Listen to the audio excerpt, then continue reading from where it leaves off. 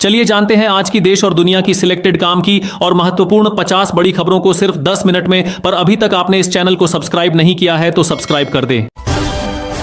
राहुल गांधी ने मोदी सरकार पर जोरदार हमला बोलते हुए कहा कि सरकार युवाओं को रोजगार देने में पूरी तरह नाकाम साबित हो रही है। उन्होंने सवाल उठाया कि आखिर युवा नौकरी के लिए दर दर भटक क्यों रहे हैं और देश में महंगाई इतनी तेजी से कैसे बढ़ती जा रही है। राहुल गांधी ने आरोप लगाया कि सरकार महंगाई पर ध्यान देने के बजाय नफरत की राजनीति कर रही है और हिंदू मुसलमान के नाम पर लोगों को बांटकर राजनीति की जा रही है। मुख्यमंत्री ममता बनर्जी ने मंगलवार को चुनावी राज्य पश्चिम बंगाल में वोटर लिस्ट के एसआईआर मुद्दे पर बीजेपी और चुनाव आयोग पर तीखा हमला बोला। उन्होंने राज्य के लोगों को भरोसा दिलाया कि किसी भी हालत में एक भी वैध वोटर का नाम नहीं हटने दिया जाएगा। ममता बनर्जी ने चेतावनी दी कि अगर राज्य की वोटर लिस्ट से एक भी सही वोटर का नाम हटाया गया तो नरेंद्र मोदी सरकार का गिरना तय है। उन्होंने साफ कहा कि अगर एक भी एलिजिबल वोटर का नाम छूटा तो वह बीजेपी सरकार गिरा देंगी। समाजवादी पार्टी के राष्ट्रीय अध्यक्ष अखिलेश यादव ने डॉलर के मुकाबले रुपए की लगातार गिरती कीमत को भाजपा सरकार की आर्थिक विफलता का सबूत बताया। उन्होंने आरोप लगाया कि बीजेपी ने देश की अर्थव्यवस्था को बर्बाद कर दिया है। अखिलेश यादव ने कहा कि डॉलर के मुकाबले रुपया लगातार कमजोर हो रहा है और गिरावट के सारे रिकॉर्ड टूट चुके हैं, जिससे आम लोगों पर सीधा असर पड़ रहा है। शिवसेना यूबीटी के सांसद संजय राउत ने भी केंद्र की मोदी सरकार पर निशाना साधते हुए बड़ा दावा किया है। उन्होंने कहा कि उन्हें संदेह है कि मोदी सरकार 2026 के बाद चल भी पाएगी या नहीं। राउत ने यह भी कहा कि महाराष्ट्र में भी इसका असर साफ तौर पर देखने को मिलेगा।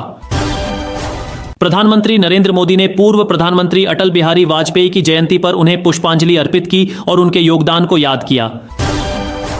आम आदमी पार्टी के सांसद संजय सिंह ने कहा कि एसआईआर के जरिए दलित, पिछड़े और अल्पसंख्यक वर्ग के लोगों से वोट का अधिकार छीना जा रहा है। उन्होंने इसे संविधान और लोकतंत्र पर सीधा हमला बताया और आरोप लगाया कि बीजेपी वोट के बजाय एसआईआर के दम पर सरकार बनाना चाहती है। बिहार में मुख्यमंत्री महिला रोजगार योजना को लेकर सरकार ने बड़ा ऐलान किया है। सरकार ने बताया कि महिलाओं को दी जा रही 10-10 हजार रुपए की सहायता राशि के लिए आवेदन करने की अंतिम तारीख 31 दिसंबर 2025 तय की गई है।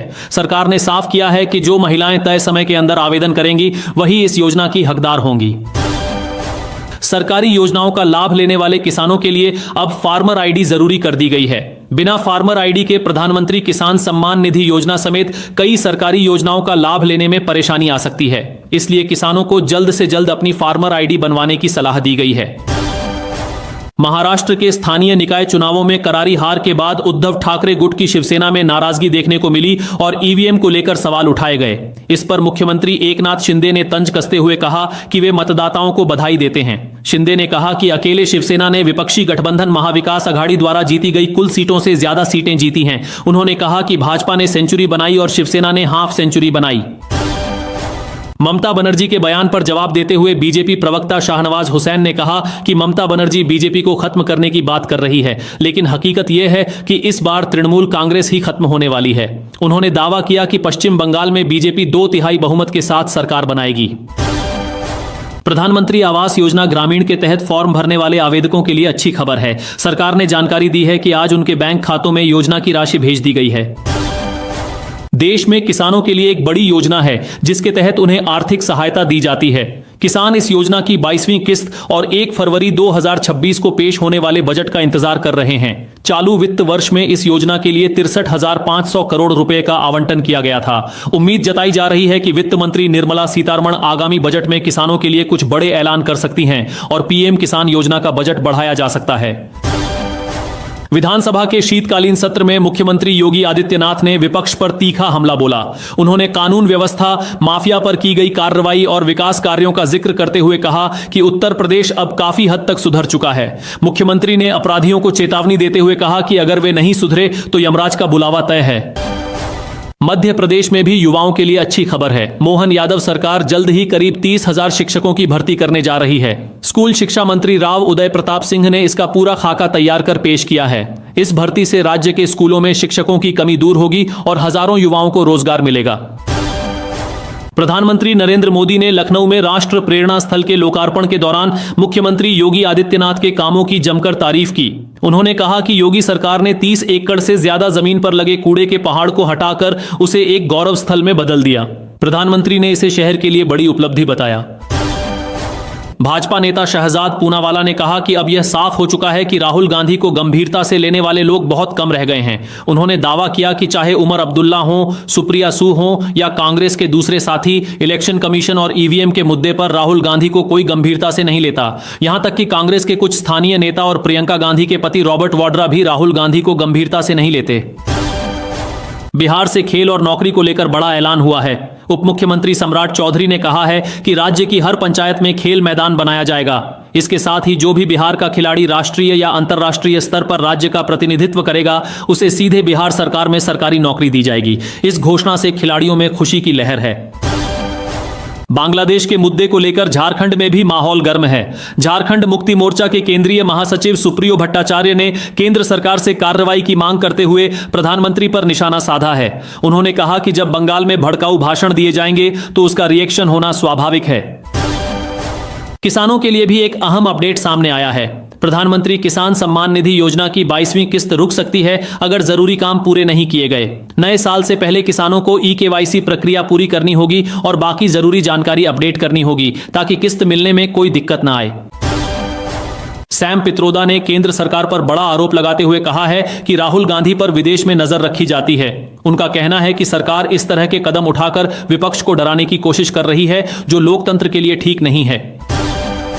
प्रधानमंत्री नरेंद्र मोदी ने लखनऊ में एक कार्यक्रम के दौरान कहा कि हर व्यक्ति तक विकास पहुंचे, यही सच्चा सेक्युलरिज्म है। उन्होंने बताया कि सरकार की नीतियों से करोड़ों भारतीयों ने गरीबी को मात दी है। लोगों को मुफ्त अनाज मिल रहा है, मुफ्त इलाज की सुविधा मिल रही है और आम आदमी की जिंदगी आसान बनाने की कोशिश की जा रही है। लोकसभा में विपक्ष के नेता और कांग्रेस सांसद राहुल गांधी ने देशवासियों को क्रिसमस की शुभकामनाएं दी। उन्होंने कहा कि यह पावन त्योहार सभी के जीवन में खुशियां, आनंद और समृद्धि लेकर आए और आपसी भाईचारा और प्रेम को मजबूत करे। प्रधानमंत्री मोदी ने वीबीजी रामजी एक्ट 2025 का जोरदार समर्थन किया है। उन्होंने कहा कि यह नया कानून रोजगार को नए नजरिए से देखने वाला है और इससे युवाओं को आगे बढ़ने के ज्यादा मौके मिलेंगे। आम आदमी पार्टी के सांसद संजय सिंह ने कहा कि आजकल कुछ लोग दूसरे धर्म के लोगों को परेशान कर रहे हैं। उन्होंने इसे गलत बताते हुए कहा कि देश में सभी धर्मों के लोगों को बराबरी और सम्मान के साथ रहने का अधिकार है। भाजपा नेता कैलाश विजयवर्गीय ने कहा कि ताजमहल मूल रूप से एक मंदिर था और मुगल शासक शाहजहां ने उसे बाद में मकबरे में तब्दील कराया। उन्होंने यह भी दावा किया कि मुमताज को पहले बुरहानपुर में दफनाया गया था, लेकिन बाद में जहां मंदिर का निर्माण हो रहा था उसी जगह पर शव को दफन कर ताजमहल बनाया गया। पश्चिम बंगाल की मुख्यमंत्री ममता बनर्जी द्वारा भाजपा को देशद्रोही कहे जाने पर भाजपा नेता राहुल सिन्हा ने पलटवार किया। उन्होंने कहा कि बांग्लादेश और पश्चिम बंगाल की स्थिति में अब कोई खास फर्क नहीं रह गया है। उनके मुताबिक बांग्लादेश में यूनुस और पश्चिम बंगाल में ममता बनर्जी भाई बहन की तरह हैं। कांग्रेस सांसद शशि थरूर ने बांग्लादेश में एक हिंदू युवक की लिंचिंग की कड़ी निंदा की है। उन्होंने साफ शब्दों में कहा कि इस तरह की हिंसा बिल्कुल भी बर्दाश्त करने लायक नहीं है। शशि थरूर ने बांग्लादेश की मोहम्मद यूनुस सरकार से कहा कि वहां शांति बनाए रखना सरकार की जिम्मेदारी है। अगर पुलिस हालात को संभालने में नाकाम हो रही है तो सरकार को सेना का इस्तेमाल करना चाहिए। आम आदमी पार्टी के सुप्रीमो अरविंद केजरीवाल ने कहा कि अब यह कड़वी सच्चाई बन चुकी है कि बीजेपी के राज में इंसाफ उल्टा चल रहा है। उन्होंने आरोप लगाया कि रेप पीड़ितों और उनके परिवारों को न्याय के बजाय लाठियां, डर और प्रताड़ना मिल रही है। हर सांसद और विधायक को चोर बताने वाले बयान को लेकर केंद्रीय मंत्री जीतन राम मांझी विवादों में घिर गए हैं। आम आदमी पार्टी के नेता सोमनाथ भारती ने इस बयान पर उन्हें कानूनी नोटिस भेजा है। सोमनाथ भारती ने कहा कि इस तरह के बयान लोकतंत्र और जनप्रतिनिधियों की साख पर हमला है और उन्होंने जीतन राम मांझी से सार्वजनिक माफी की मांग की है। भाजपा नेता नवनीत राणा के एक बयान के बाद राजनीतिक विवाद और तेज हो गया है। उन्होंने कहा था कि अगर मुसलमान 19 बच्चे पैदा कर सकते हैं तो हिंदुओं को भी 3-4 बच्चे पैदा करने चाहिए। उन्होंने यह भी आरोप लगाया था कि हिंदुस्तान को पाकिस्तान बनाने की साजिश रची जा रही है। इस बयान पर पूर्णिया से निर्दलीय सांसद पप्पू यादव ने पलटवार करते हुए कहा कि भाजपा नेता 19 नहीं 21 बच्चे पैदा करें, किसने रोका है? यह तो अच्छी बात है। जदयू प्रवक्ता नीरज कुमार ने तेजस्वी यादव को लेकर बड़ा दावा करते हुए आरोप लगाया कि वह एक हिस्ट्री शीटर और वांटेड क्रिमिनल के साथ विदेश यात्रा कर रहे हैं। उन्होंने बिहार के डीजीपी को पत्र लिखकर आपराधिक पृष्ठभूमि वाले लोगों पर कड़ी निगरानी रखने की मांग की है। कांग्रेस नेता इरफान प्रतापगढ़ी ने मनरेगा के नाम और नियमों में बदलाव को केवल सियासत करार दिया है। उन्होंने आरोप लगाया कि यूपीए सरकार द्वारा शुरू की गई 12 करोड़ श्रमिकों को रोजगार की गारंटी देने वाली इस योजना को खत्म करने की साजिश रची जा रही है।